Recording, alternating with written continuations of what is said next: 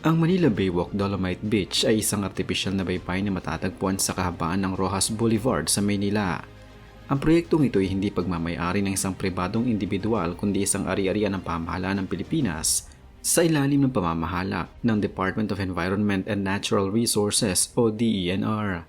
Ito ay opisyal na sinimula noong Enero 2019 bilang bahagi ng Manila Bay Rehabilitation Program sa ilalim ng administrasyon ni dating Pangulong Rodrigo Duterte at formal na binuksan sa publiko ang unang bahagi nito noong Setyembre 19, 2020.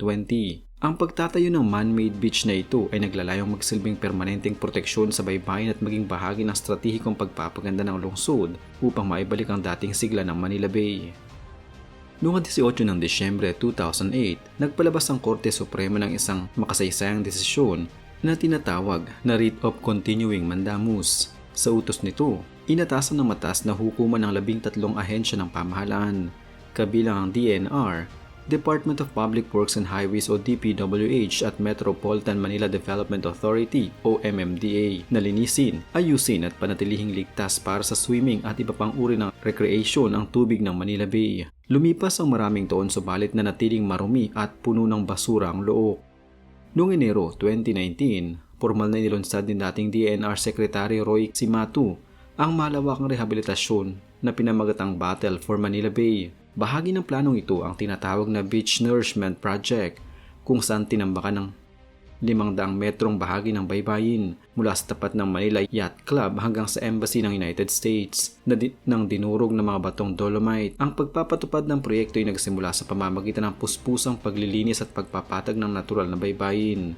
Noong Agosto 2020, nag-issue ang pamahalaan ng kaukulang permiso sa Philippine Mining Service Corporation upang maghukay at magbiyahe ng mga dinurog na batong dolomite mula sa mga bundok ng bayan ng Alcoy sa lalawigan ng Cebu patungo sa Manila International Container Terminal. Ayon sa mga ulat mula sa GMA News at ABS-CBN News, umabot sa 3,500 metriko toneladang ng dolomite ang unang ibiniyahe para sa unang yugto ng pagtatambak. Bago ilatag ang dolomite na may sukat 2 hanggang 5 mm bawat piraso, naglagay muna ang mga inhinyero ng 2 layer ng ordinaryong buhangin upang magsilbing pundasyon ng artificial na beach. Ang unang yugto ng proyektong ito ay nagkakahalaga ng humigit kumulang 389 milyong piso na kinuha mula sa pambansang pondo na naaprubahan bago pa magsimula ang pandemya ng COVID-19. Mabilis na sumikat at pumatok sa kamalayan ng publiko ang Dolomite Beach dahil sa kakaibang visual appeal nito na nagmistulang isang marangyang resort sa gitna ng madumi at abalang lungsod ng Maynila. Ayon sa mga ulat ng ABS-CBN News, pumatok ito sa mga mamamayan dahil nagkataon ang pagbubukas nito sa panahon ng mahigpit na lockdown dulot ng pandemya ng COVID-19 noong huling bahagi ng taong 2020. Dahil bawal ang bumiyahe sa malalayong lalawigan tulad ng Boracay at Palawan, ang pagpunta sa tabing dagat ng Maynila na may maputing buhangin ay nagsilbing alternatibong pasyalan para sa mga pamilyang Pilipino. Ang tinatawag na Manila Bay Sunset na kilala sa buong mundo ay lalong naging kaakit-akit sa paningin ng mga tao dahil sa kaibahan ng kulay ng puting dolomite sa asul na karagatan at kulay gintong kalangitan kapag palubog na ang araw.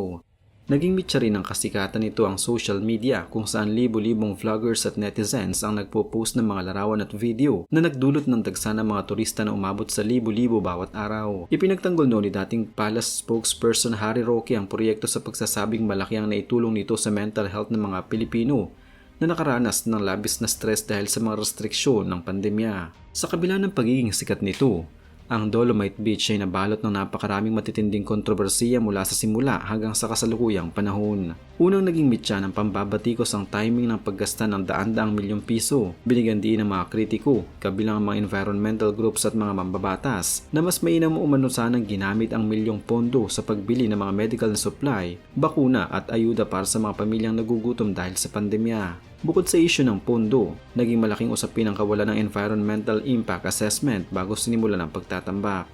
Ayon sa mga samahang pangkalikasan tulad ng Oceana Philippines, ang paglalagay ng banyagang material sa isang natural na ecosystem ay labag sa mga umiiral na batas tulad ng Philippine Clean Water Act at iba pang mga regulasyong pangkapaligiran. May mga seryosong panganib din na idinudulot ang paggawa ng mga man-made beach na katulad nito sa kalikasan at sa kalusugan ng tao. Ang mga siyentipiko mula sa University of the Philippines Marine Science Institute at Agham ay naglabas ng mga babala hinggil sa coastal dynamics ng Look. Ipinaliwanag ng mga eksperto na ang Maynila Bay ay may malalakas na alon at madalas na dinaraanan ng mga bagyo, kaya ang natural na galaw ng mga sedimento ay magdudulot na unti-unting pagtangay o pagkakahugas ng mga dolomite sand patungo sa mas malalim na bahagi ng karagatan. Ang prosesong ito ay tinatawag na beach erosion na nangangailangan ng patuloy na pagpuno o replenishment na lalong magpapalaki sa gastos ng pamahalaan. Kapag ang dolomite ay nahalo sa tubig dagat, maaari itong magdulot ng siltation o paglabo ng tubig na nakakasira sa mga natitirang bahagi ng marine biodiversity tulad ng mga benthic organisms,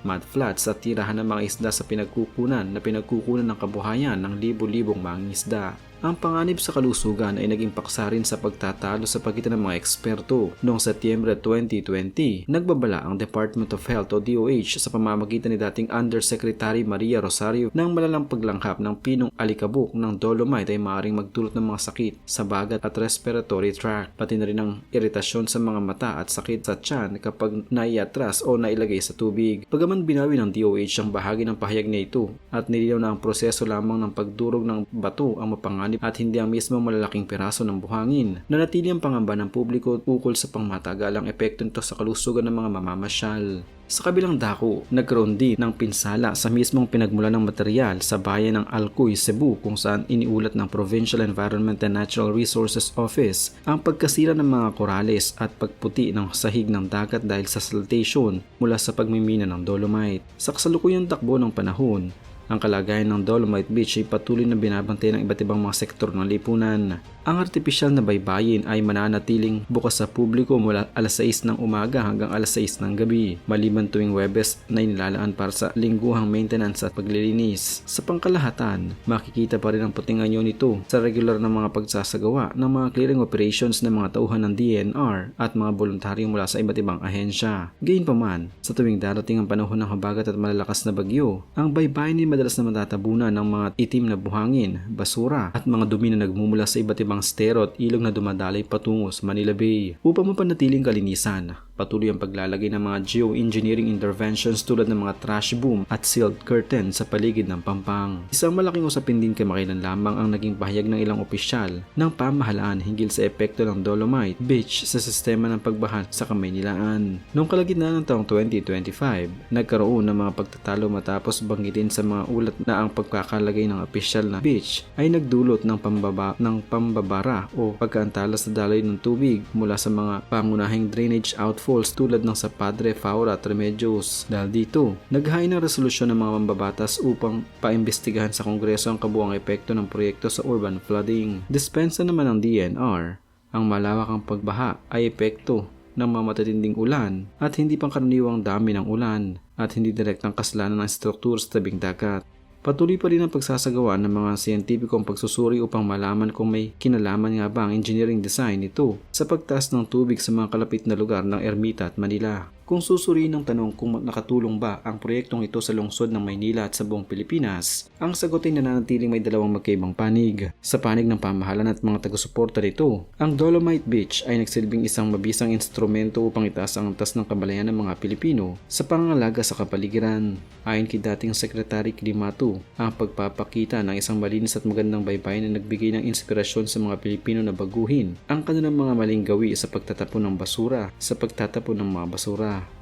Bukod dito, nagdala ito ng sigla sa lokal na turismo at nagbigay ng libreng espasyo para sa mga recreation ng mga ordinaryong mamamayan na walang sapat na kakayahang pinansyal na pumunta sa mga mamahaling resort. Nagkaroon din ito ng positibong epekto sa imahe ng lungsod sa pamamagitan ng pagpapakita ng kayang linisin ng isang lugar na dating itinuturing na malaking tapunan ng basura. Sa kabilang banda, naniniwala ang mga kritiko at ilang eksperto sa ekonomiya at kalikasan na ang proyekto ay hindi makatutulong sa pangmatagalang solusyon sa mga totoong problema ng Look. Ang pangunahing layunin ng writ of continuing mandamus ng Korte Suprema ay ang pagpapabuti ng kalidad ng tubig o water quality ng Manila Bay upang maging ligtas ito sa tao. Ayon sa mga pagsusuri, ang coliform level sa bahaging ito ng Look ay nananatiling mataas sa ilang panahon na nangangahulugang hindi pa rin ito ganap na ligtas para sa paliligo sa kabila ng mga magandang anyo ng dalampasigan.